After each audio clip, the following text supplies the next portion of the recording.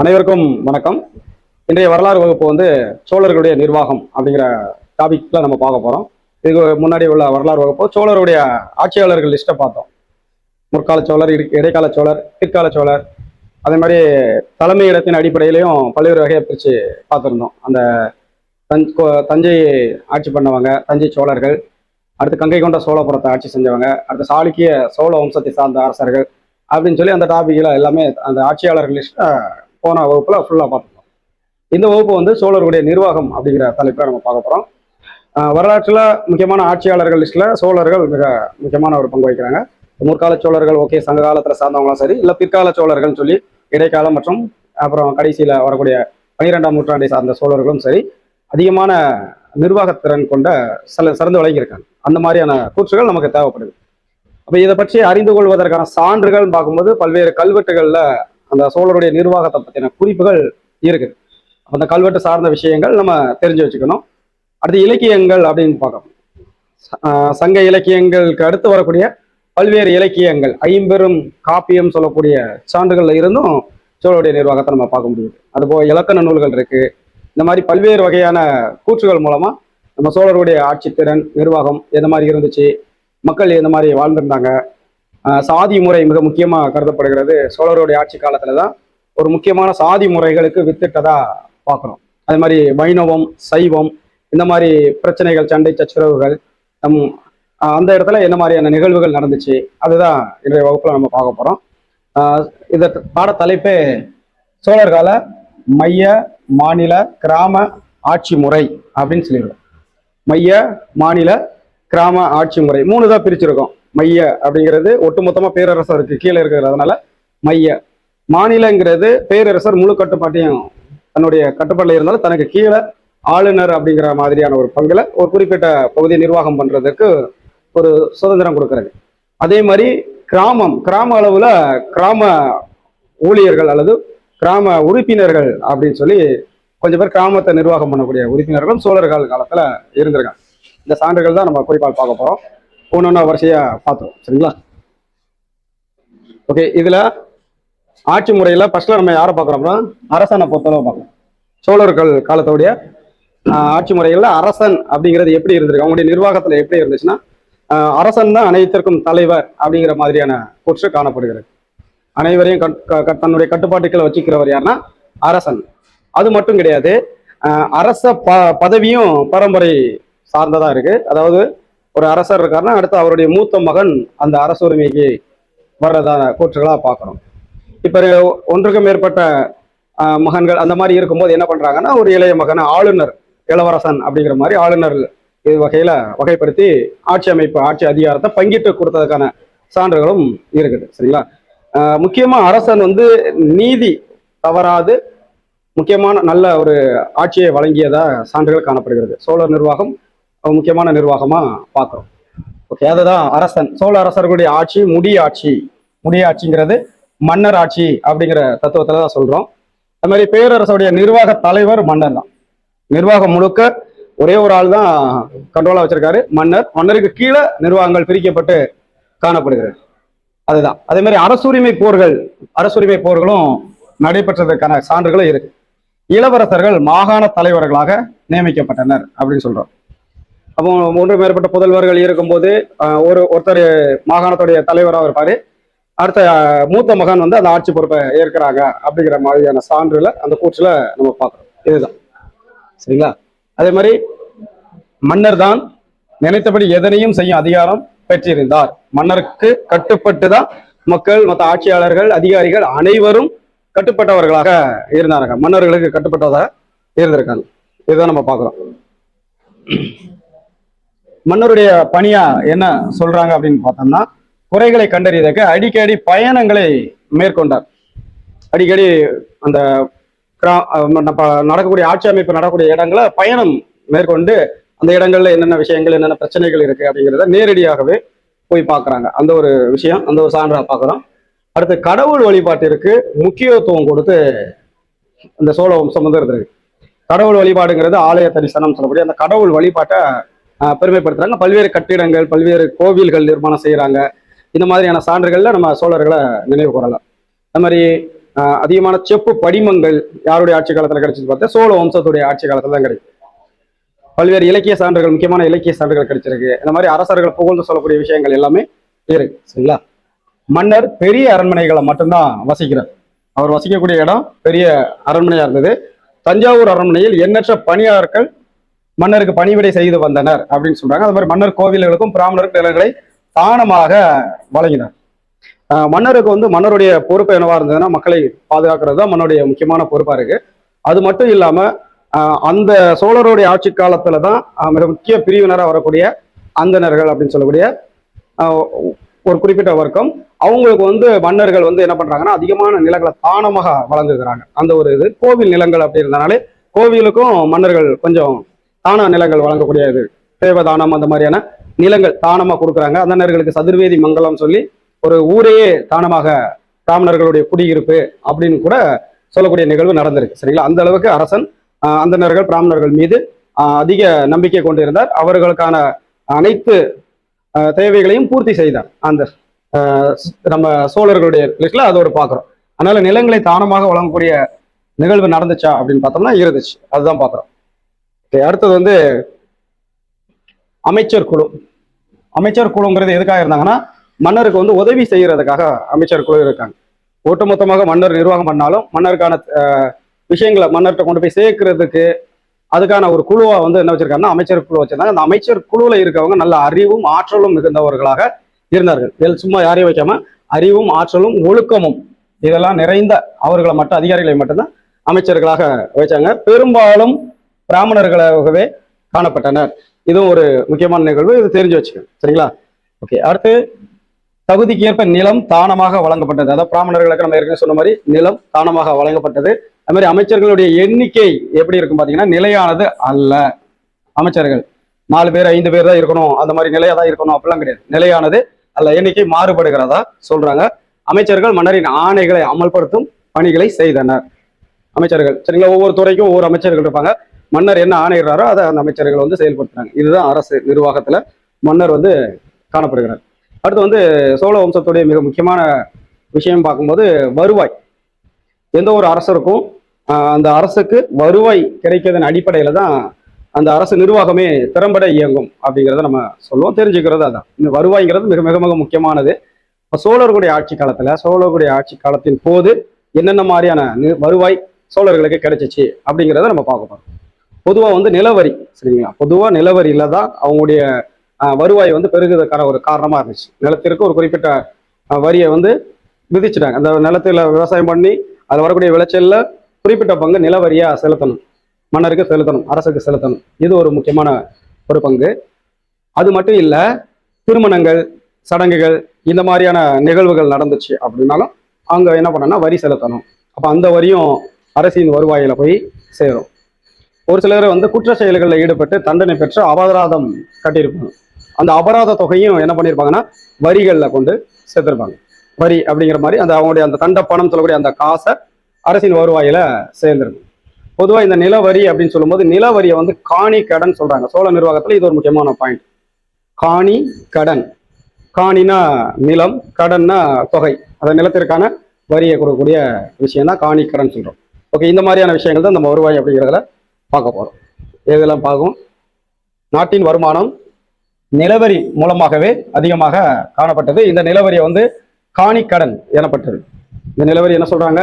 காணிக்கடன் சொல்றாங்க. இது கொஸ்டின்ல கேட்கக்கூடியது. ஸோ காணிக்கடன்கிற நிலவரி யாருடைய ஆட்சி காலத்தின் போது காணப்படுதுன்னா சோழர்களுடைய ஆட்சி காலத்தின் போது இந்த நிலவரி வசூலிக்கப்பட்டதா சொல்றோம். நிலத்துக்கான வரி தான் காணிக்கடன். சரிங்களா? ஓகே. அடுத்து நிலவரி வந்து சும்மா ஒரு நிலத்தை பார்த்து இது பண்ணாம அந்த நிலத்திற்கு முறையா அளிக்கப்பட்டு தகுதி வாரியாக பிரிக்கப்பட்டு தான் நிலவரி வசூலிக்கிறாங்க. 1/6 நிலவரி அப்படின்னு கேட்டாலே 6ல் 1 பங்கு. 6ல் 1 பங்கு நிலவரியா வசூலிக்கிறாங்க. ஒரு சில இடங்கள்ல வரி வந்து விலக்கு அளிக்கிறாங்க அப்படிங்கிற கூற்று நம்ம அந்த சோழருடைய ஆட்சி காலத்துல பார்க்குறோம். எந்த மாதிரி இடங்கள்ல இந்த வரி விலக்கு அளிக்கிறாங்க பார்த்தீங்கன்னா ஆலயங்கள், கோவில்கள், கோவில் பணிகள், கோவில் பணி செய்யக்கூடிய அந்தணர்கள், பிராமணர்கள், இந்த மாதிரி குறிப்பிட்ட ஆட்களுக்கும் குறிப்பிட்ட இடங்களுக்கும் என்ன பண்றாங்கன்னா அந்த வரி வசூலில் இருந்து விலக்கு தானமாக கொடுக்குறாங்க. ஒரு சில இடங்களை பிராமணர்கள் மட்டுமே பயன்படுத்துறாங்க. அந்த இடத்திற்கான வரி செலுத்துவது இல்லை. காரணம் தானமாக அளிக்கப்பட்ட நிலமாக கருதப்படுகிறது. இந்த மாதிரியான பண்பு இருந்துச்சு. சரிங்களா? நிலத்துக்கு எல்லா நிலத்துக்கும் வரி வசூலிக்கிறான் அப்படிங்கிறத விட ஆலயங்களுக்கு வலிக்கல. ஆலயங்களுக்கும் பிராமணர்களுக்கும் அளிக்கப்பட்ட நிலங்களுக்கு வரி விலக்கு அளிக்கப்பட்டிருந்தன. இதை ஞாபகம் வச்சுக்காங்க. அடுத்து புறவரி திணைக்களம் என்ற துறை நிலவரி வசூலை கவனித்து வந்தது. நிலவரி வசூல் பண்றத ஒரு துறை தனியா பிரிச்சு கவனிக்கிறாங்க. அதுக்கு பேர் புறவரி திணைக்களம் அப்படின்னு சொல்றாங்க. இப்ப வரி கட்டல அப்படின்னா என்ன நடக்கும்? அரசுக்கு இழப்பு ஏற்படும். அதனால வரி கட்ட தவறியவர்கள் மீது அபராதம், மேற்கொண்டு அபராதம் வைக்கிறதும் தண்டனை விதிக்கிறதும் நிகழ்வுகள் நடந்திருக்கு. ஒரு பேரிடர்கள் ஏற்படுது அப்படின்னா அந்த நேரத்துல அந்த நிலவரியிலிருந்து விலக்கு அளிக்கப்பட்ட நிகழ்வுகளும் காணப்பட்டன. அந்த நிகழ்வு நான் வச்சுக்கோம். ஓகே. வரி கட்டாதவர்கள் கடுமையாக தண்டிக்கப்பட்டனர். வரி கட்டாதவர்கள் கடுமையாக தண்டிக்கப்பட்டனர். நிலவரி தவிர நீதிமன்றங்களில் இருந்தும் அரசுக்கு வருவாய் கட்டது. இதை தான் என்ன சொல்றாங்க? தண்டப்பணம் அப்படின்னு சொல்றாங்க. தண்டப்பணம். ஓகே. இந்த வரியை வாங்கி என்ன பண்றாங்க? இதை வச்சு அவங்களுடைய நிர்வாகத்தை பெருக்கிறதுக்கு போது ஏரி குளங்களை தூர்வாருவதற்கு அதை பயன்படுத்திக் கொள்கிறாங்க. அப்புறம் படைகளை நிர்வாகம் பண்றதுக்கு பயன்படுத்திக் கொள்கிறாங்க. மக்களுக்கு தேவையானதை செய்து கொடுக்கறதுக்கும் அந்த வரியை வச்சு பயன்படுத்திக் கொள்றாங்க. இதுக்காக தான் அந்த வரியை வந்து வசூல் பண்றாங்க. சோழ மன்னர்கள் மிக சிறந்த செல்வவளம் மிக்க இருந்தாலும் மக்களிடம் வரி வாங்கி வருவாய் பெருக்கி வருவாயை மக்களுக்கு திருப்பி செலுத்தக்கூடிய ஒரு பண்பை தான் நம்ம இந்த இதில் பார்க்கறோம். ஓகே. இதுக்கு பேரு வருவாய் அப்படிங்கிற திட்டத்தில் பார்த்தோம். அடுத்து நீதி. சோழர்கள் காலத்துடைய நீதி எப்படி இருந்துச்சு அப்படின்னு கேட்டாங்கன்னா, நீதியின் ஊற்று யாரு? அரசர். நீதிமான் அரசர். அரசர் என்ன சொல்றாரோ அதுதான் சரி, சரியானதை மட்டும்தான் சொல்றாரு. அந்த மாதிரி தவறான குற்றங்களா இது இல்லாம சரியான விதத்துல நீதி சொன்னதுதான் முக்கியமா பாக்குறோம். அதாவது சட்டம் ஒழுங்கு சரியா இருந்திருக்கு அப்படிங்கிறத சொல்றாங்க. சட்டம் ஒழுங்கை நிலைநாட்ட தக்க நடவடிக்கைகள் மேற்கப்பட்டன. நீதியை நிலைநாட்டுவதில் கிராமங்கள் முக்கிய பங்கு வகித்தன. சரிங்களா? கிராமங்கள்ல நீதியை நிலைநாட்டுவதில் முக்கிய பங்கு. அப்படின்னா என்ன பண்ணா, கிராமங்கள்ல வந்து ஒழுக்க நெறி அதிகமா கற்பிக்கப்பட்டது, தவறு செய்வது குறைக்கப்பட்டது. அதனால கிராமங்கள் ஒரு முக்கியமான விஷயமா நம்ம பாக்குறோம். தலைநகரில் காணப்பட்ட மன்னரின் நீதிமன்றம் பெரிய வழக்குகளை மட்டும்தான் விசாரிக்க அங்க போறாங்க. இதுக்கு பேர் தர்மாசனம் அப்படின்னு சொல்றாங்க. தர்மாசனம். தர்ம வழியில அவர் வந்து அந்த நீதியை கொடுக்கறதுனால அதுக்கு பேர் என்ன சொல்றாங்க? தர்மாசனம் அப்படிங்கிற ஒரு கூற்றை நம்ம பார்க்கிறோம். அடுத்து சட்டத்துறையில் தேர்ச்சி பெற்றவர்கள் அதிக பேர் இந்த துறைக்கு வந்து அரசருக்கு உதவி செஞ்சிருக்காங்க. சிறிய குற்றங்களுக்கு சிறிய தண்டனையும் அபராதமும் விதிக்கப்பட்டன. இந்த அபராதத்தை தான் வருவாயிலே என்ன பண்ணியிருக்காங்க? சேர்த்துட்டாங்க. அடுத்த ஆலயங்களில் சிலை மற்றும் ஆபரணங்களை திருடியவர்களுக்கு கடும் தண்டனை அளிக்கப்பட்டது. கிட்டத்தட்ட பாருங்க, அந்த ஆலயம் அல்லது கோவில் அப்படின்னு வரும்போது சோழர்கள் வந்து ரொம்ப அதிகமான விஷயங்களை செய்யறாங்க அப்படிங்கிறத பார்ப்போம். ஏன்னா ஆலயங்களுக்கு வரியை வந்து விலக்கு அளிக்கப்பட்டது. ஆலயங்கள்ல ஏதாவது ஒன்று திருடு நடந்துருச்சுனாலும் அவங்களுக்கு கடும் தண்டனை அப்படின்னு சொல்லுவோம். கடுமையான தண்டனை. ஆலயம் தொழுவது சாலவும் நன்றுன்னு சொல்ற மாதிரி ஆலயம், கோவில்கள், திருப்பணிகள் இதுக்கு மிக முக்கியத்துவம் அளித்தவங்க யாருன்னு கேட்டீங்கன்னா சோழ மன்னர்கள், சோழருடைய ஆட்சியாளர்கள் அப்படின்னு தெரிஞ்சுக்கணும். அடுத்து வந்து திருட்டு, கலப்படம், ஏமாற்று ஆகிய குற்றங்களுக்கும் தண்டனை கொடுத்துருக்காங்க. அரச துரோக குற்றத்திற்கு மரண தண்டனை விதிக்கப்பட்டது. சரிங்களா? மரண தண்டனை அப்படிங்கிறது மிக கடுமையான தண்டனை. இதை வந்து இப்போ நம்ம தேச துரோக குற்றம் அப்படின்னு சொல்ற மாதிரி அப்போதைக்கு அரச துரோக குற்றம், ஒரு அரச இன்னொரு அரசுல காட்டி கொடுக்கறதும் நிகழ்வுகள் இந்த மாதிரி நடந்துச்சு அப்படின்னா அரச துரோக குற்றம் அப்படின்னு சொல்லுவோம். இதுக்கு கடுமையான தண்டனையான மரண தண்டனை அடிச்சிருக்காங்க. இன்னும் ஒரு சில இடங்கள்ல கம்பு, அந்த சக்கையடின்னு சொல்லக்கூடிய, சவுக்கடின்னு சொல்லக்கூடிய அந்த கம்பால் அடித்தல் நிகழ்வுகளும் நடந்துச்சு. ஓகே. கட்டி வைத்து அடிக்கும், கம்பால் அடிக்கும் தண்டனையும் அளிக்கப்பட்டிருக்கு. இந்த மாதிரியான விஷயங்கள் நடந்திருக்கு. ஓகே. இப்போ நம்ம என்னெல்லாம் பார்த்துருக்கோம்? வருவாய் அப்படிங்கிறதுல நிலவரி வச்சு விஷயங்களை பார்த்தோம். நீதி அப்படிங்கிறதுல மன்னருடைய தர்மாசனத்தை சொன்னோம். அது மாதிரி நீதியை வந்து கரெக்டாக கொடுத்தாங்க அப்படிங்கிறத பார்க்குறோம். தண்டனையை பொறுத்து குற்றங்களை பொறுத்து தண்டனையுடைய அளவும் சிறியதாகவும் பெரியதாகவும் இருக்குது அப்படிங்கிறதெல்லாம் பார்த்தோம். மரண தண்டனையும் விதிக்கப்பட்டது. அது எதுக்கு? அரச துரோக குற்றத்திற்கு அப்படிங்கிறதையும் பார்த்தோம். அடுத்து நம்ம என்ன பார்க்கலாம்னா படை. சோழருடைய படை. சோழ மன்னர்கள்னாலே திறமையான படையை வைத்திருந்தான்னு சொல்லும். அதுல மிக முக்கியமான படை எதுன்னு பார்த்தீங்கன்னா கப்பற்படை. திறமையான படைகள் இருந்துச்சு. மிக முக்கியமான படையினா நம்ம இதில் என்ன சொல்றோம்னா கப்பற்படையை சொல்லலாம். எதெல்லாம் இருக்குன்னு பாருங்க. யானைப்படை, குதிரைப்படை, காலாட்படை, கப்பற்படை ஆகிய பிரிவுகளில் இருந்தன. இந்த காலாட்படையில இருக்கவங்ககிட்ட வில், அம்பு, ஈட்டி என்ற ஆயுதங்களை வச்சு போரிட்டனர். இந்த நிகழ்வுகள் நம்ம பார்க்குறோம். காலாட்படை கையில வந்து வில் வச்சிருப்பாங்க, அல்லது அம்பு அல்லது ஈட்டி, இதை வச்சு போர் செய்வாங்க.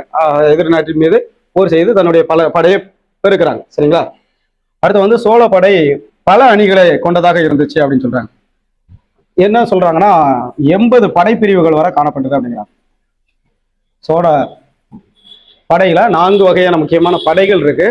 படைப்பிரிவுகள் பாத்தீங்கன்னா ஒரு 80 படைப்பிரிவுகள் காணப்பட்டிருக்கு. அணி அணியா பிரிஞ்சு புரட்சி பண்றாங்க அப்படிங்கிறத பாக்குறோம்.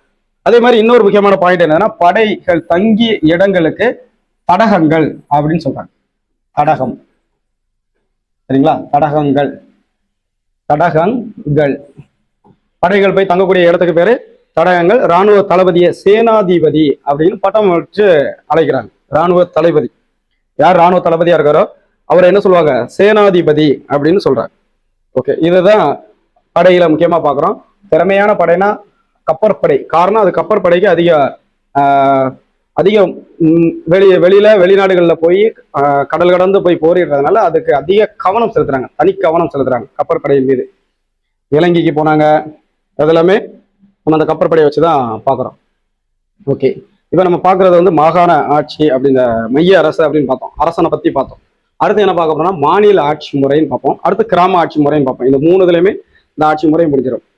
மாநில ஆட்சி முறையை பொறுத்தளவு என்னன்னா, மாகாணங்களா பிரிச்சு வச்சிருப்பாங்க. அந்த மாகாணங்கள்ல ஆளுநர் நிலையில ஒரு குறிப்பிட்ட அதிகாரிகளை நியமனம் பண்ணி அவங்கள வச்சு நிர்வாகத்தை கவனிக்கிறாங்க. அதுதான் மாநில ஆட்சி முறைன்னு சொல்றோம். நிர்வாக வசதிக்காக பல மண்டலங்களாக இருந்தது. இந்த சோழ பேரரசுல 6 அல்லது 7 மண்டலங்கள் இருந்தது சொல்றாங்க.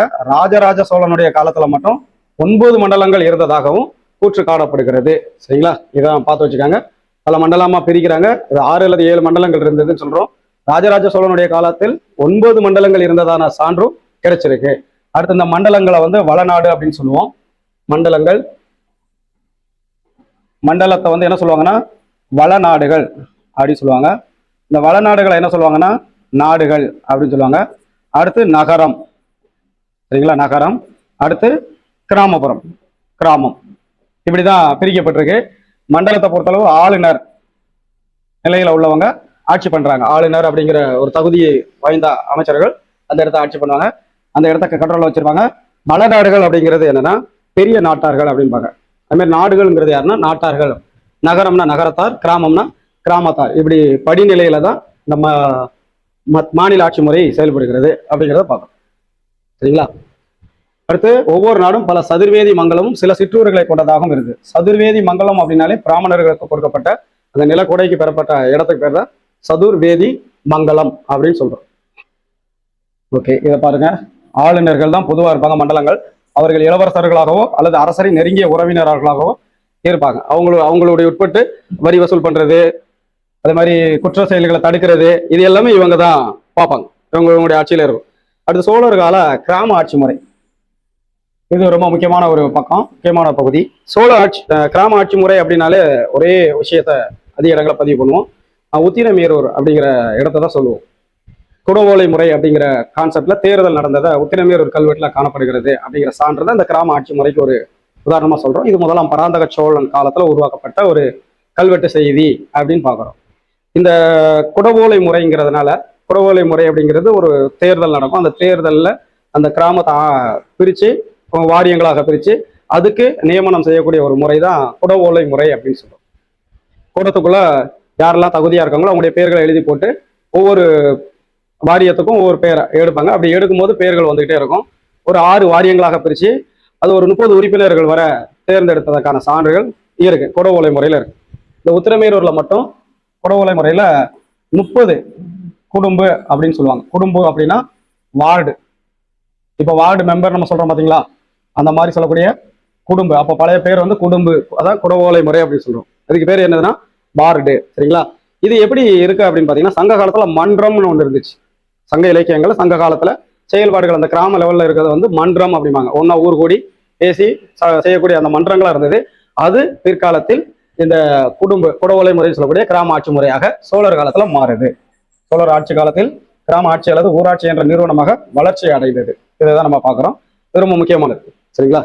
ஓகே, இதுல ரொம்ப இம்பார்ட்டன்ட்னா இந்த உத்திரமேரூர்ங்கிற இடத்துல முதலாம் பராந்தக சோழனால் உருவாக்கப்பட்ட 2 கல்வெட்டு செய்திகள்ல குடவோலை முறையை பத்தின கூற்று காணப்படுகிறது. காஞ்சிபுரத்துல உத்திரமேரூர் அப்படிங்கிற இடத்துல இந்த குடவோலை முறை இருக்கு. இது எப்படி பண்ணுவாங்கன்னா, ஒரு குறிப்பிட்ட தகுதிகள் வைக்கிறாங்க. குடவோலை முறை அடிப்படையில அந்த கிராமத்தை நிர்வாகம் பண்றதுக்கு ஒரு தகுதியை நிர்ணயிக்கிறாங்க. அந்த தகுதிகள் எதெல்லாம் அப்படின்னு கேட்டாங்கன்னா, அதாவது அவங்க வந்து தொடர்ந்து ஏற்கனவே 3 முறை கிராம உறுப்பினர்களாக இருந்தவங்களுக்கு அதுல இருக்கிறதுக்கான அனுமதி கிடையாது. சரி, அப்ப என்னென்ன முக்கியமான தகுதிகள் வேணும்னா, கால்வேலி நிலம் இருக்கணும், சொந்தமா நிலம் இருக்கணும், இல்ல சொந்த வீடு இருக்கணும், அவங்களுடைய வயதுன்னு பார்க்கும்போது 35 வயதுல இருந்து 70 வயதுக்குள்ள இருக்கணும். இப்படி இருக்கிறவங்க தகுதி. எந்த ஒரு குற்ற வழக்குகளும் இருக்கக்கூடாது, தண்டனை பெற்றிருக்கக்கூடாது. இந்த மாதிரி அடிப்படையான முக்கியமான ஒழுக்கத்தோடு இருக்கக்கூடிய உறுப்பினர்களை தான் தேர்வு செய்கிறாங்க.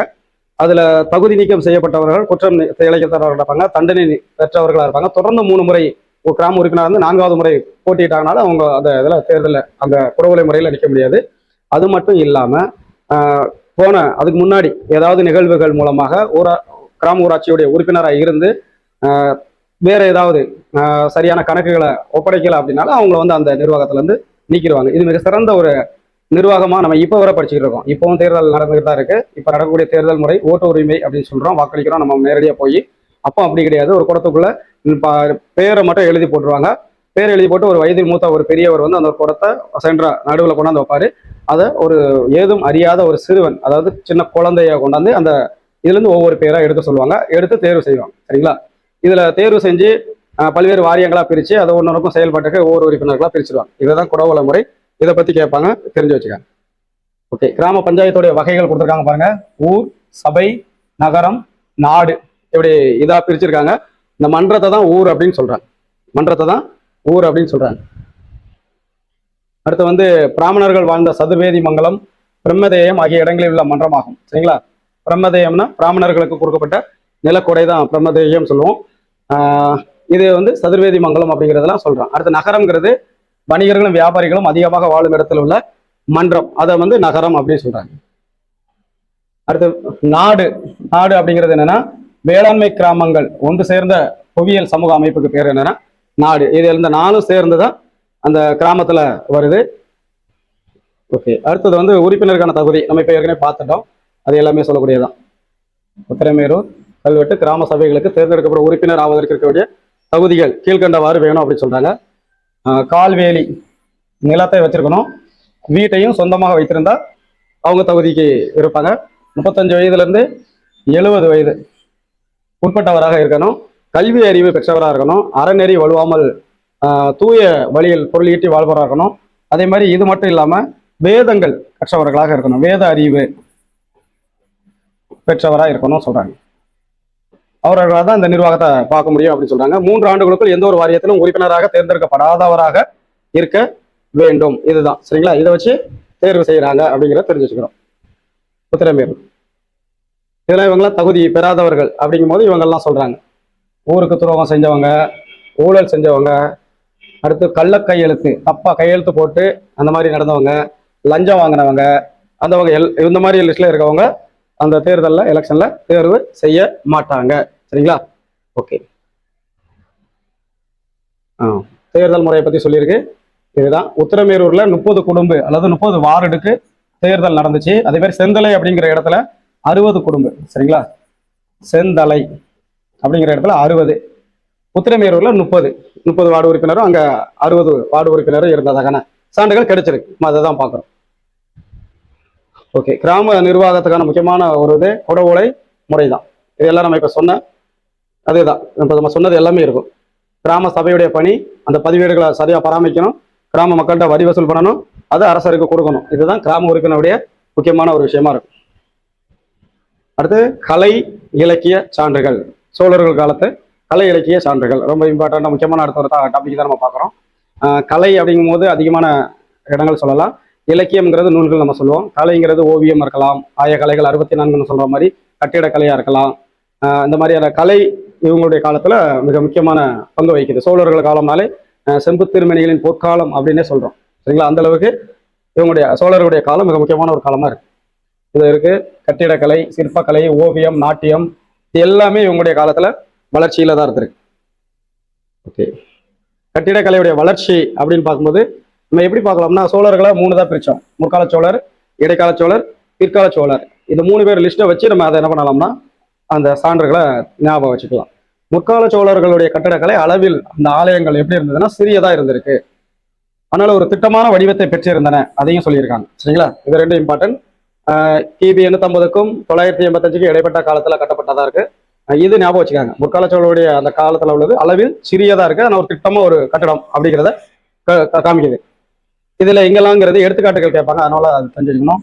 நார்த்தாமலையில் கட்டப்பட்ட விஜயாலய சோழீஸ்வரம். சரிங்களா, இது ஒண்ணு. அடுத்து வந்து கண்ணனூர். கண்ணனூர் அப்படிங்கிற இடத்துல பால சுப்பிரமணிய ஆலயம். அடுத்து கும்பகோணத்துல நாகேஸ்வரர் ஆலயம். சரிங்களா, இது முற்கால சோழர்கள், இடைக்கால சோழர்கள், பிற்கால சோழர்கள் அப்படின்னு சொல்லி கட்டடக்கலை பாணியை கேட்பாங்க. இந்த நோட்ஸ் எடுத்து வச்சுக்கணும். சரிங்களா, நார்த்தாமலையில விஜயாலயேஸ்வரமும், அடுத்து கண்ணனூர்ங்கிற இடத்துல பாலசுப்பிரமணிய ஆலயம், முருகர் ஆலயமும், கும்பகோணத்துல நாகேஸ்வரர் ஆலயம். சரிங்களா, இது அது மட்டும் இல்லாம திரு காட்டு தலையில் உள்ள சுந்தரேஸ்வரர் ஆலயம், அடுத்து திருச்செந்துறையில் மகாதேவர் ஆலயம், திருச்செந்துறையில் உள்ள மகாதேவர் ஆலயம், இது எல்லாமே குறிப்பிடத்தக்கதா பாக்குறோம். அடுத்து குரங்கநாதர் ஆலயம் அப்படிங்கிறத சொல்றாங்க. இதை கட்டினவர் யாரு? பராந்தக சோழன் அப்படின்னு சொல்றாங்க. சரிங்களா, இதெல்லாம் ஞாபகம் வச்சுக்காங்க. ஏன்னா முற்கால சோழருடைய ஆலயங்களையும் இடைக்கால சோழம், பிற்கால சோழருடைய ஆலயங்களை பொறுத்து வேறுபட்டது எது அப்படின்னு கேட்டாங்கன்னா தெரிஞ்சு வச்சுக்கணும். அதுக்காக இது பார்த்து வச்சுக்கணும். கலை கட்டிடக்கலை மிக முக்கியமானது.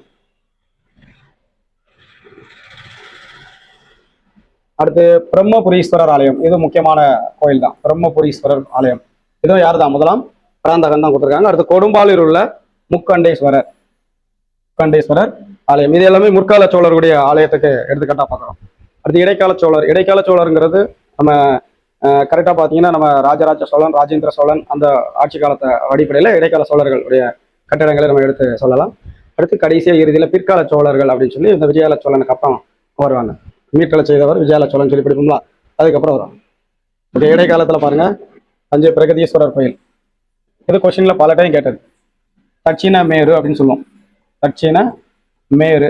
இதனுடைய விமானத்தினுடைய உயரம் 261 அடி உயரம் சொல்லுவாங்க. சரிங்களா, 261 அடி உயரம் கொண்ட விமானத்தினுடைய உயரம் 261 அடி உயரம் இருக்கு. அந்த கங்கை கொண்ட தஞ்சை பிரகதீஸ்வரர் கோயில் ராஜராஜ சோழனால் கட்டப்பட்டது. ராஜராஜ சோழன் மிக முக்கியமான கோயில். இடைக்காலத்தில் வாழ்ந்த சோழர்கள் வகையில தஞ்சை பிரகதீஸ்வரர் கோயிலை நம்ம சொல்லலாம். அதுல அந்த சிகரத்துடைய உயரம் மேல ஒரு சிகரம் கொண்டு வச்சிருப்பாங்க, அதுவும் கொஸ்டின்ல கேட்பாங்க. இந்த கோயிலின் சுற்றளவு மட்டும் 45.72 சதுர மீட்டர்கள் இருக்கு அப்படின்னு சொல்லியிருக்காங்க. அடுத்து கோபுரம் வந்து 261 அடி உயரம் சொல்றோம். கோபுரத்தின் உச்சியில் ஒரே ஒரு கல்லால், ஒரே பாறையால் இருக்கப்பட்டது 81.284 டன் எடையுள்ள ஒரு பெரிய கல் வைக்கப்பட்டுள்ளது. இதெல்லாம் மிக சிறந்த கட்டிடக்கலைக்கு ஒரு நுணுக்கமா சொல்றோம். சரிங்களா, 81.284 டன் எடையுள்ள ஒரு பெரிய பாறை, ஒரே பாறை இவன் என்ன பண்ணியிருக்காங்க, மேல வச்சிருக்காங்க. அடுத்து இந்த நந்தியும் சொல்லியிருக்காங்க. நந்தியோட உயரம் மட்டும் 12 அடி உயரம். ஒரு மனிதர் வந்து நம்ம பொதுவாக 6 அடி 5.5 6 அடி இவ்வளவுதான் சொல்லுவோம். நந்தியோட உயரம் என்னவா இருக்கு? 12 அடி உயரம் கொண்டதா இருக்கு. அப்ப மிகப்பெரிய நந்தியாவும் நம்ம அதை ஒரு சான்றுகள்ல வைக்கிறோம். இது ராஜராஜ சோழனுடைய ஆட்சி காலத்துல கட்டிடக்கலைக்கு மிக சிறந்த உதாரணமா சொல்றோம். இதுக்கு அடுத்து வந்து ராஜேந்திர சோழனுடைய ஆட்சி காலத்துல கங்கை கொண்ட சோழபுரம். சரிங்களா, கங்கை கொண்ட சோழபுரம் ஜெயங்கொண்டான் அப்படிங்கிற ஊருக்கு பக்கத்துல இருக்கு. இது முதலாம் ராஜேந்திர சோழனால் கட்டப்பட்டது. இதுவும் ரொம்ப இம்பார்ட்டண்டா சொல்றாங்க. இந்த கோவில் மட்டும் பாருங்க 340 அடி நீளமும் 100 அடி அகலமும் உடையது. இந்த மாதிரி டேட்டா மட்டும் கலெக்ட் பண்ணிக்காங்க. இந்த டேட்டாலாம் கொஸ்டின்ஸ்ல கேட்கலாம். 340 அடி உயரம் 100 அடி அகலம் உடையது. அது மாதிரி இதனுடைய கோபுரம் 160, அங்க 261 அடி உயரம் சொன்ன மாதிரி இது 160 அடி உயரம் கொண்டதா இருக்கு. அடுத்து பிற்கால சோழர்கள் அதிகமான கட்டிடங்களுக்கு அடுத்து வந்துருவாங்க. சரிங்களா, இதுலையும் பாருங்க இக்காலத்தில் கட்டப்பட்ட கோயில்கள் அனைத்தும் அளவில் சிறியவை. அப்ப பெரிய கோயில்கள் இடைக்கால சோழர்களுடைய காலத்துல மட்டும்தான் கட்டினதை நம்ம பார்க்கிறோம். ஓகே, இதுல முக்கியமானதுல என்னெல்லாம் பார்ப்போமா? பிற்கால சோழர்கள்ல முக்கியமான கோயில் கட்டடங்களையும் பார்க்கும்போது அமிர்த காஸ்வரர் கோயில், இது யாரும்? முதலாம் குலோத்துங்கன். அது தஞ்சாவூர்ல சூரிய தேவன் கோயில். இது ரெண்டும் ரொம்ப முக்கியமா சொல்றோம். அடுத்து 2ஆம் ராஜராஜன் கட்டிய தாராசுரம் கோயில். தாராசுரம் கோயில்லாம் கட்டடக்கலையுடைய நுணுக்கத்துல மிக சிறந்த கட்டிடக்கலைகளை கொண்டதா சொல்லுவாங்க. தாராசுரம் கோயில் மிக சிறந்தது. சரிங்களா, பல்வேறு சிற்பங்கள் பார்க்கும்போது அது யானையுடைய உருவங்கள், அப்புறம் ஒரு பக்கத்துல இருந்து பார்க்கும்போது மாட்டின் உருவம், இந்த மாதிரியான விஷயங்கள்லாம் தாராசுர கோயில் மிக சிறந்ததா இருக்கும். அடுத்து திருமண்டபம் ரதத்தின் வடிவத்தை உடைய சொல்றாங்க. ஓகே, இது எல்லாமே முக்கியம். அடுத்து இந்த புராண காட்சிகள், இந்த ஆலயத்தினுடைய உற்சுவர்கள்ல பெரிய புராண காட்சிகள் அழகாக தீட்டப்படுகிறது. புராணங்கள்னா இதிகாசம், புராணம் சொல்லக்கூடிய மகாபாரத, ராமாயண கதைகளை சொல்லக்கூடிய அந்த புராண காட்சிகளை தீட்டியிருக்காங்க. சரிங்களா, அழகாக தீட்டப்பட்டதும் பார்க்குறோம். அடுத்து மூன்றாம் குலோத்துங்கன் காமேஸ்வரர் ஆலயம். இது எல்லாம் இம்பார்ட்டன்ட். சரிங்களா, இப்போ நம்ம கொஸ்டின்ஸ்ல எப்படி கேட்டுருவாங்கன்னா, முற்கால சோழர், இடைக்கால சோழர், பிற்கால சோழருடைய இந்த கட்டிடக்கலை சான்றுகள் எது அப்படிங்கிற மாதிரி கேட்டுருவாங்க. இப்போ நம்ம சொன்ன தகவலை ஞாபகம் வச்சுக்காங்க, அதுல இருந்து கொஸ்டின்ஸ் இருக்கும். அடுத்து ஓவியம். ஓவியமும் மிக சிறந்த மிக சிறந்த ஆட்சியாளர்களா இருப்பாங்க. இதுல ஓவியங்களும் மிக சிறந்ததா இருக்கும். அதுல பழமையானது அப்படிங்கிறத தெரிஞ்சு வச்சுக்கலாம். பழமையானவை நார்த்தாம் மலைக்குன்றில் இந்த விஜயாலய சோழீஸ்வரம் கோயில் பார்த்தோம்ல, அங்க உள்ள ஓவியம் தான் மிக பழமையான ஓவியம். ஏற்கனவே முற்கால சோழர் நம்ம பார்த்தோம் பாத்தீங்களா, அதனால அதுதான் பழமையான ஓவியம் அப்படிங்கிறோம். அடுத்து தஞ்சை பகுதியில் உள்ள ஓவியத்தையும் கொஸ்டின்ஸ் கேட்பாங்க. தஞ்சை பெரிய கோயில் சோழர் கால ஓவியங்கள் மிக முக்கியமா இதுலயும் அதிகமா இருக்கு. சரிங்களா, இந்த தஞ்சை பெரிய கோயில் உள்ள ஓவியங்களை வெளியில கொண்டு வந்த அண்ணாமலை பல்கலைக்கழகத்துடைய பேராசிரியர் எஸ் கே கோவிந்தசாமி தான் அங்கிருந்து வெளியில எடுத்து கொண்டு வந்து ஓவிய தொகுப்பா வெளியிட்டிருக்காரு. அது பாக்குறோம். அடுத்து பெரிய கோயிலுடைய மேற்கு சுவர்ல சுந்தரமூர்த்தி சுந்தரருடைய அந்த ஓவியமும் காணப்படுகிறது. சுந்தரமூர்த்தி நாயனாருடைய வாழ்க்கை நிகழ்ச்சிகளை ஓவியங்களாக வரையப்பட்டுள்ளது. இந்த மாதிரியான ஒரு சான்ற ஒரு கூற்றம் கேட்பாங்க. தஞ்சை பெரிய கோயிலுடைய மேற்கு சுவரில் யாருடைய அந்த புராண செய்திகள் இருக்குன்னு கேட்டீங்கன்னா, சுந்தரமூர்த்தி நாயனாருடைய வாழ்க்கை நிகழ்ச்சிகளை ஓவியங்களாக வரைஞ்சிருக்காங்க. அடுத்த சிவபெருமான் ஒரு திருமண மண்டபத்தில் வயோதிக உருவத்தில் உள்ளார் அப்படிங்கிற மாதிரியான உருவங்கள், அந்த மாதிரி வியப்பா பார்க்கக்கூடிய மாதிரியான ஓவியங்கள் சோழருடைய ஆட்சி காலத்துல இருந்துச்சு. சரிங்களா, பழமையானது விஜயாலய சோழீஸ்வரம். தஞ்சை கோயில்ல சுந்தரமூர்த்தியுடைய அந்த உருவங்கள் காணப்படுகிறது, ஓவிய சின்னங்கள் காணப்படுகிறது. அடுத்து சுந்தரர் கைலைக்கு செல்லும் காட்சி, சுந்தரர் வெள்ளை யானை மீது அமர்ந்துள்ளான் அப்படிங்கிற மாதிரியான காட்சிகள்லாம் ஓவியங்களா இருக்கிறது பார்க்கறதுக்கு சிறப்பா இருக்கு. சரிங்களா, அடுத்து இறுதியான சோழர்கால ஓவியங்களில் குறிப்பிடத்தக்கவை நடன பெண்களின் ஓவியம். சரிங்களா, கடைசியா இறுதி காலத்துல நடன பெண்களை அந்த ஓவியத்துல தத்துருவமா கொண்டு வரதுல மிக சிறந்த ஓவியத்தை வரைகிறாங்க. அதான் பார்க்குறோம். பெரிய கோயில்ல இந்த மாதிரியான கோணங்கள்ல நடன பெண்களுடைய உருவங்கள் காணப்படுகிறது. தஞ்சை பெரிய கோயில்ல இந்த மாதிரியான உருவங்கள் காணப்படுகிறது. ஓகே, இந்த நடன பெண்கள் அப்படின்னு சொல்லும்போது இந்த ஆட்சி முறையில, சோழருடைய நிர்வாக ஆட்சி முறையில இன்னொரு சான்றும் சொல்றோம். என்ன சொல்றாங்கன்னா, அந்த நடன பெண்கள் அப்படிங்கிறது தேவதாசி முறை அப்படிங்கிற ஒரு கூற்றோட வரும். அப்போ அந்த தேவதாசி முறைங்கிற கூற்றும் யாருடைய ஆட்சி காலத்துல இருந்திருக்கு அப்படின்னா, சோழருடைய ஆட்சி காலத்துல இருந்திருக்கு அப்படிங்கிறதுக்கான சான்று இதை வச்சு நம்ம சொல்லலாம். ஓகே, அடுத்த சோழர் கால சிற்பம். இப்ப நம்ம ஒன்னொன்னா பார்த்துக்கிட்டே இருக்கோம். அதுல சிற்பம், செப்பு திருமேனிகளின் உலக புகழ் பெற்றதா சொல்றாங்க அந்த சிற்பத்தை வச்சு பார்க்கும்போது. சரிங்களா, இதெல்லாம் தெரிஞ்சு வச்சுக்குவோம். இந்த சோழர் அப்படின்னாலே அதிக விஷயங்கள் பேசலாம், அதிகம் எல்லாத்துலேயும் சிறந்தவங்களா இருந்திருக்காங்க அப்படிங்கிறத நம்ம பார்க்குறோம். அடுத்து ஒரு ஆட்சியாளர்களுடைய அடிப்படையில் முதலாம் ஆதித்தனுடைய காலம் எல்லாமே இப்போ நம்ம பார்த்தது தான். இந்த மாதிரி சிற்பங்கள், கோவில்கள் இது எல்லாமே இருக்கிறதா சொல்றாங்க. அடுத்து முதலாம் ஆதித்தனுக்கு அப்புறமா முதலாம் பராந்தகன் காலம். இது தெரிஞ்சு வச்சுக்கணும். முதலாம் பராந்தகன்னா அதிக இடங்கள்ல இந்த கட்டடக்கலைகள்லேயும் உள்ள வராரு. மதுரை கொண்டான் என்ற சிறப்பு பெயர் பெற்றவரும் முதலாம் பராந்தக சோழன் தான். மாதிரி அதிக இடங்கள்ல உள்ள வருவார். சரிங்களா, அதனால முதலாம் பராந்தகனையும் தெரிஞ்சு வச்சுக்கணும். சிற்பங்கள் பார்க்கும்போது முதலாம் பராந்தகன் அப்படிங்கிற ஒரு இதே ஒரு புள்ளை மங்கை கோவிலில் கணேசருடைய சிலைக்கு மேல் வட்ட வடிவிலான குடையும் பின்புறத்தில் உயரமான ஆசனமும் செதுக்கப்பட்டுள்ளது. இது சிறந்த படைப்பாகும் அப்படிங்கிறது பார்க்கணும். புள்ளமங்கையை பற்றி கொஸ்டின்ஸ் கேட்டாங்கன்னா ஞாபகம். மரபுரீஸ்வரர் அப்படிங்கிற கோயில்ல லிங்கத்தின் நடுவில் சிவன் 2 கைகளுடன் நின்ற வண்ணம் உள்ளார். சரிங்களா, இதெல்லாம் எக்ஸ்ட்ரா பாயிண்ட்ஸுக்காக தெரிஞ்சுக்கிறது. அவ்வளவுதான், எல்லாத்தையும் மனப்பாடம் பண்ண முடியாது. எக்ஸ்ட்ரா கூடுதலா பாயிண்ட்ஸ் தெரிஞ்சுக்கிறதுக்காக நம்ம இந்த தகவல்கள் எல்லாமே ஷேர் சொல்றோம். அடுத்து திருநாவலூர் திருத்தொண்டீஸ்வரம் உடையார் கோவில், இந்த இடம் இது எல்லாமே முதலாம் பராந்தகன். அடுத்து சுந்தர சோழன் 2ஆம் பராந்தகன் காலத்தில் கட்டப்பட்ட கொடும்பனூர் மூவர் கோயில் உள்ள தேவ கோட்டங்களில் காணப்படும் சிலைகள் புகழ் பெற்றா இருக்கு. அதுக்கப்புறம் பார்க்கும்போது இங்க யாருடைய உருவங்கள்லாம் இருக்குன்னு பாருங்க. சிவன், பார்வதி, இந்திரன் ஆகியோருடைய சிலைகள் காணப்படுகின்றன. சிவன் 4 கைகளுடன் இருக்கக்கூடிய அது, அந்த மாதிரி திரிபுர சுந்தரி அப்படிங்கிற சிலை, 3 முகங்கள் அப்படிங்கிற மாதிரி திரிபுர சுந்தரி சிலை, இது எல்லாமே சோழர்கள் காலத்துக்கான ஒரு உதாரணமா சிற்பத்துக்கு நம்ம பார்க்குறோம். ஓகே, அடுத்தது இசைக்கலை. இசைங்கும் போது நம்ம இவர் தான் சொல்றோம். நம்பியால் தொகுக்கப்பட்ட அந்த 4000 திவ்ய பிரபந்தம் தேவார பாடல்கள் சொல்றோம்ல, 4000 திவ்ய பிரபந்தம் தேவார பாடல்கள் சோழர் காலகட்டத்துடைய இசைக்கலைக்கு ஒரு சிறந்த விஷயம் சொல்றோம். ஏன்னா அந்த பாடல்கள் அனைத்தும் பண்ணோடு பாடப்பட்டன்னு சொல்லுவாங்க, இசையோடு பாடப்பட்ட பாடல்கள் சொல்லுவோம். அது ஒரு சான்றை நம்ம எடுத்துக்கலாம். அடுத்து வந்து நிலம் தானமாக கொடுத்ததை பத்தியும் திண்டிவனம் கல்வெட்டு சொல்லுது அப்படின்னு பாக்குறோம். ராஜராஜ சோழன் நிலம் என்ன பண்ணியிருக்காங்க, அந்த இசை கருவியை மீட்டி இசையை பத்தி சொன்னவங்களுக்கு திண்டிவன கல்வெட்டுல நிலத்தை தானமா கொடுத்ததான சான்றுகள் இருக்கு. திண்டிவன கல்வெட்டு, லால்குடி கல்வெட்டு, இந்த மாதிரி கல்வெட்டு செய்திகள் வந்துச்சுன்னா நம்ம இவங்களை எடுத்துக்கலாம். இந்த கல்வெட்டு செய்திகள் சோழருடைய ஆட்சி முறையை பத்தி சொல்லுது. சரிங்களா? ஓகே. அடுத்து நாடகம், நாடகக்கலை, திருத்தக்கலைகள், நாட்டிய திருத்த கலைகள் சோழர் காலத்தில் உச்ச நிலை அடைந்தன. அதாவது நடன மாதர் அப்படின்னு சொல்லுவோம் பார்த்தீங்களா, நடன பெண் சிலைகள்லாம் நம்ம பார்த்தோம். அது அந்த அதெல்லாம் இருந்தது. நடன நாட்டியம் இருக்கு. நாடகத்துல இவங்க மிக சிறந்த ஒரு கலையை சோழர்கள் காலத்துல காணப்பட்டிருக்கு. அடுத்து ராஜராஜ சோழன் காலத்தில் இருந்த 400 நாட்டிய மகளிரின் பெயர்கள் தஞ்சை பெரிய கோயில் கல்வெட்டில் காணப்படுகிறது.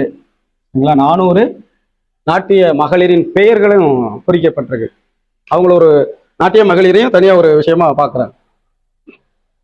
அடுத்து இலக்கியம், இது கொஸ்டின்ல கேட்கக்கூடிய இடம் தான். சரிங்களா? அடுத்து நம்ம பார்க்க போறது ரொம்ப முக்கியமானது இலக்கியம்.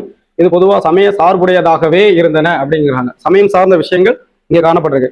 இன்னொரு சோழர்கள் பொறுத்தளவு வைணவம், சைவம் இதுக்கு ரொம்ப முக்கியத்துவம் கொடுத்து இருந்தாங்க. இந்த மார்க்கத்தை தான் பின்பற்றுறாங்க.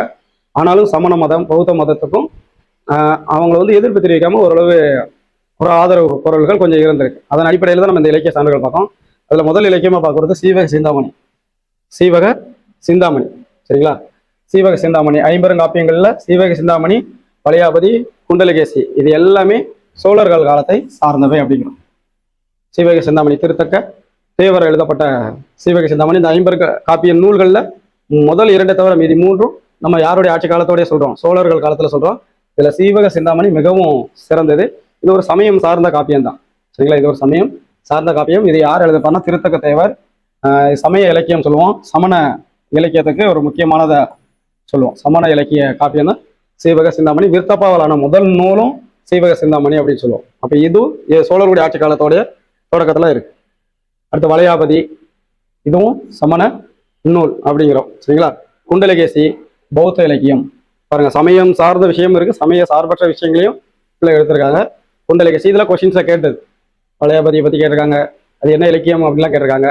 வளையாபதியை வந்து சமண இலக்கியம். சரிங்களா? குண்டலகேசி பௌத்த இலக்கியம்.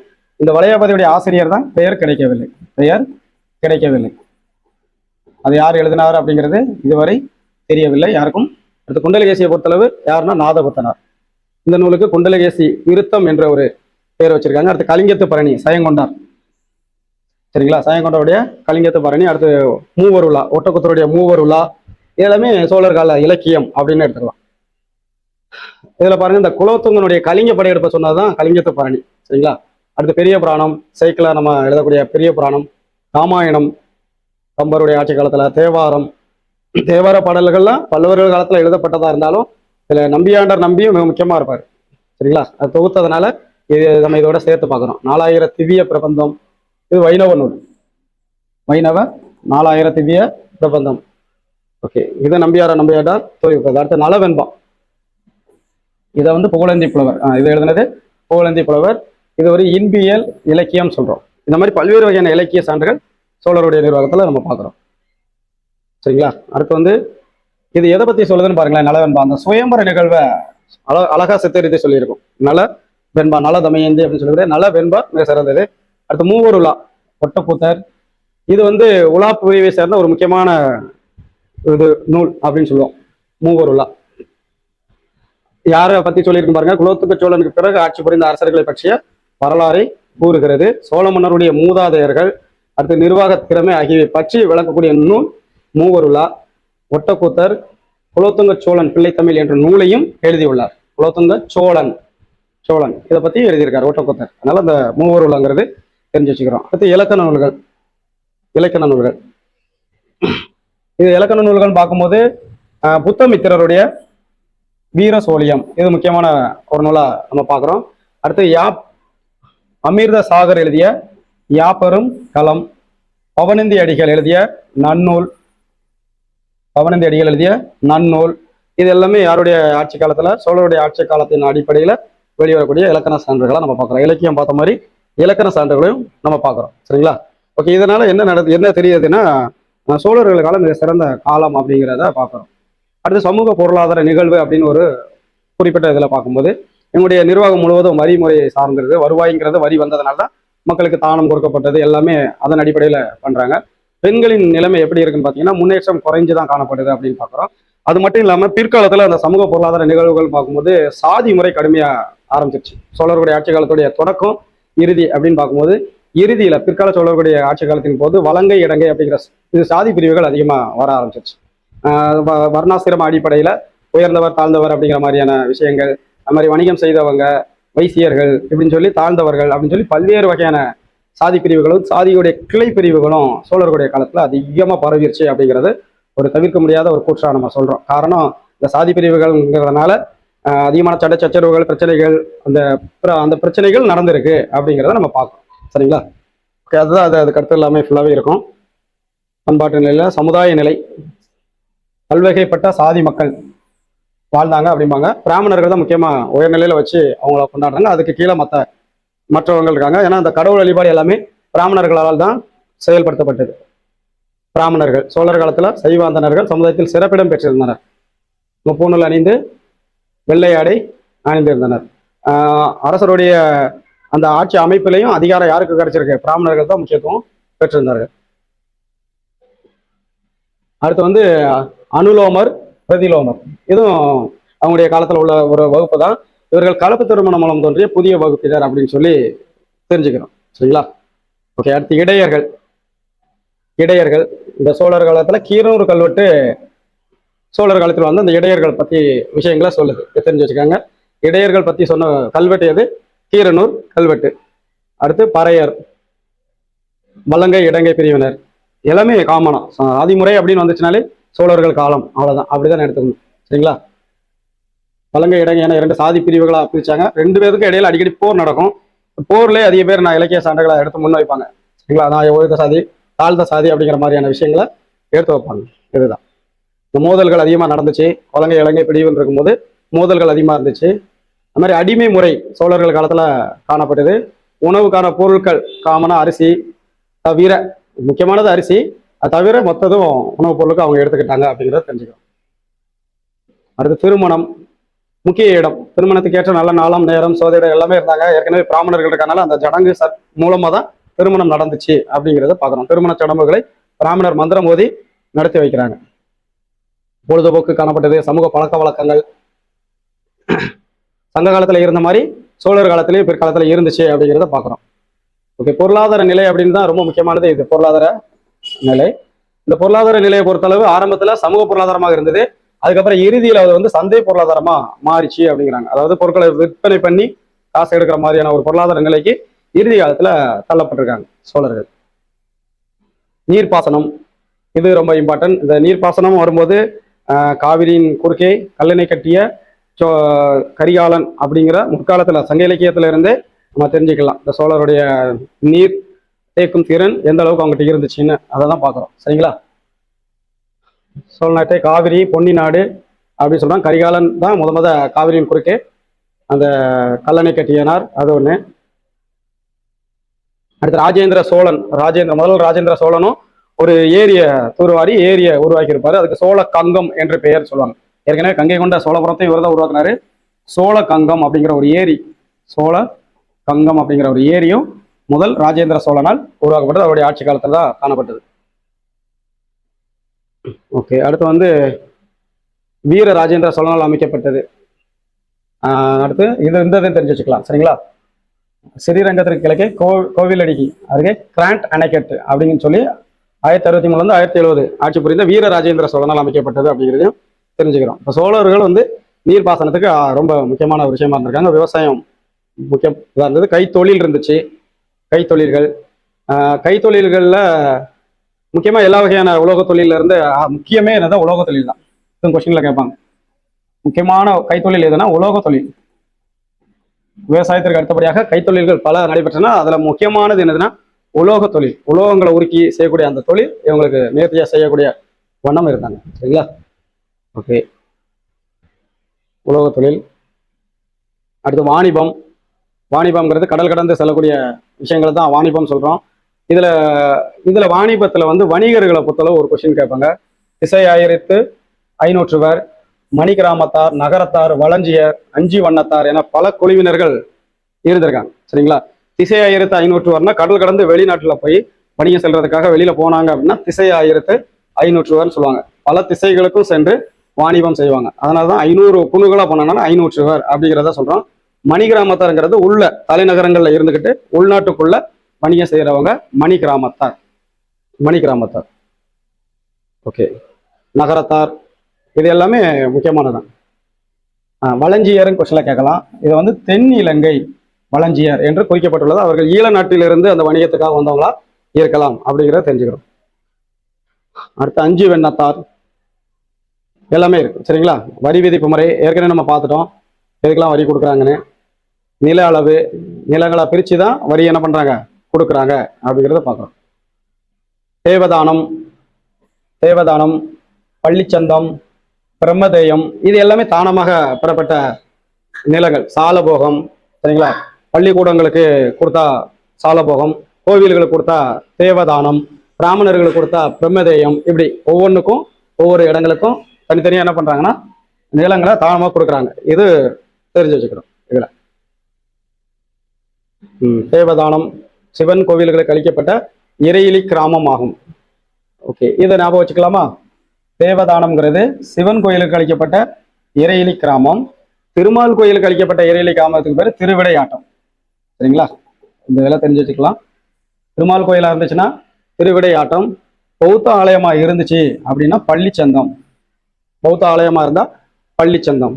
அதே மாதிரி பிராமணர்கள்னா பிரம்மதேயம், கல்வி நிலையங்கள்னா சாலபோகம். இது எல்லாமே மேல பார்த்தோம் பார்த்தீங்களா? இதெல்லாம் இறையிலி நிலங்கள் சொல்றோம். இறையிலி நிலங்கள், வரி இல்லாத நிலம் அப்படின்னு சொல்றோம். நாணயம், நாணயத்தை பொறுத்தளவு தங்கம், வெள்ளி, செம்பு எல்லா வகை நாணயங்களும் அவங்களுடைய காலத்துல காணப்பட்டதும் பார்க்குறோம். சமயம், சைவம், அடுத்து பௌத்தம், சமணம், சைவம், வைணவம், இந்த ரெண்டுமே மிக முக்கியமான சமயமா பார்க்குறோம். அதுக்காக நம்ம நூல்கள்லாம் ஏற்கனவே பார்த்துட்டோம். இது மட்டும் இல்லாமல் சமண சமயமும் ஒரு காலத்துல காணப்பட்டதுக்கு தான் பார்த்தோம். நம்ம ஏற்கனவே பார்த்தது தான் அந்த சிவகி சிந்தாமணிங்கிற நூலும் இதை பத்தி சொன்னதுதான். அடுத்து பௌத்தமும் இருக்கு. பௌத்த சமயம் பௌத்த இலக்கியங்கள்ல காணப்பட்டுச்சு அப்படிங்கிறத வச்சு பௌத்த சமயம் உங்களுடைய காலத்துல இருக்கு அப்படிங்கிறத பார்த்துக்கலாம். ஓகே. கல்வி நிலை வந்து கல்விக்கு ரொம்ப முக்கியத்துவம் கொடுக்குறாங்க. கல்வி அதிகமா தெரிஞ்சுக்கணும் அப்படின்னு ஆசைப்படுறாங்க. அதை வந்து கல்வி நிலையை வந்து நம்ம எப்படி தெரிஞ்சுக்கலாம் பார்த்தீங்கன்னா, அதாவது கோவில்களில் கல்வி கொடுத்துருக்காங்க, மடாலயங்கள்ல இருந்து கல்வி பயிற்றுறதுக்கான விஷயங்களை பண்ணியிருக்காங்க, பள்ளி அப்படின்னு நிறுவிய கல்வியை கொடுத்துருக்காங்க. இதெல்லாம் சோழர்களுடைய காலத்துல கல்விக்கு அதிகமான இம்பார்ட்டன்ட் கொடுத்துருக்காங்க. சரிங்களா? ஆரம்ப கல்வி, பிரசங்கங்கள், தொழிற்கல்வி இருந்திருக்கு, உயர்கல்வி இருந்திருக்கு. இந்த உயர்கல்வியை பொறுத்தளவு கல்லூரிகள் அப்படின்னு சொல்றோம். சரிங்களா? இந்த கல்லூரிகள் 8000 கல்வெட்டுல காணப்படக்கூடிய செய்தி. இந்த 8000 அப்படிங்கிற இடத்துல திருப்போணம், இந்த இடங்கள்ல எல்லாமே என்ன இருக்குன்னா கல்லூரிகள் இருந்ததுக்கான சான்று கிடைச்சிருக்கு. சரிங்களா? இதை ஞாபகம் வச்சுக்கோங்க. கல்லூரி தென்னார்காடு மாவட்டத்தில் உள்ள 8000 அப்படிங்கிற இடத்துல கல்வெட்டு காணப்பட்டிருக்கு. அங்க எத்தனை பேர் படிச்சிருக்காங்களா? 340 பேர் இருக்காங்க. அதுல 70 பேர் இளைய மாணவர்கள் அப்படின்னு சொல்றாங்க. 17 ஆசிரியர்கள் பணிபுரிஞ்சிருக்காங்க. இது எல்லாமே கல்விக்கு விஷயமா நம்ம பார்க்கறது கல்வி இதுல.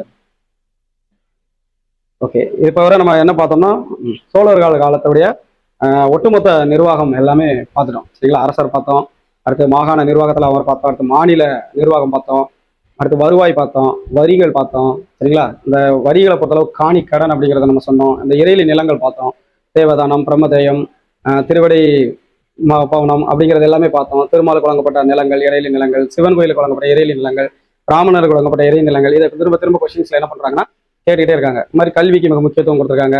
இலக்கியங்கள் பார்க்கும்போது பல்வேறு இலக்கியங்கள் பார்த்தோம். சமண சமயம் சார்ந்த இலக்கியங்கள் இருந்துச்சு, பௌத்த இலக்கியங்கள் இருந்துச்சு, இந்து சமயம் சார்ந்த இலக்கியங்கள், அதாவது சைவம் பௌனம் சார்ந்த இலக்கியங்கள் காணப்பட்டுச்சு. எல்லாமே சோழருடைய ஆட்சி காலத்துல பார்த்தோம். அது மாதிரி நீர்ப்பாசனத்துக்கு மிக முக்கியத்துவம் கொடுத்தாங்க அப்படிங்கிறது தகவல் தெரிஞ்சுக்கிட்டோம். கரிகாலன்ல ஆரம்பிச்சு கடைசி ஆட்சியாளர் வர இந்த நீர் பாசனம் அப்படிங்கிறத அவங்க மிக முக்கிய தேவையை உணர்ந்து செயல்பட்டிருக்காங்க அப்படிங்கிறதெல்லாம் பார்த்தோம். ஒட்டுமொத்தமா சோழருடைய நிர்வாகம் மிக சிறந்த நிர்வாகமா இருந்ததா நம்மளால என்ன பண்ண முடியுது, தெரிஞ்சுக்க முடியுது.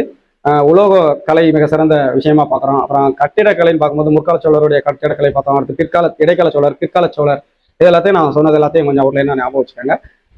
இது வந்து மிக முக்கியமான ஒரு பாடம். சோழர்களுடைய டாபிக்ல இருந்து கொஸ்டின்ஸ் கேட்கக்கூடிய இடம். யூனிட் 6ல் கவர் ஆகும். அதனால் ரொம்ப முக்கியமாக தெரிஞ்சு வச்சுக்கேன். தொடர்ந்து அடுத்த வகுப்பில் பார்ப்போம். அனைவருக்கும் நன்றிகள்.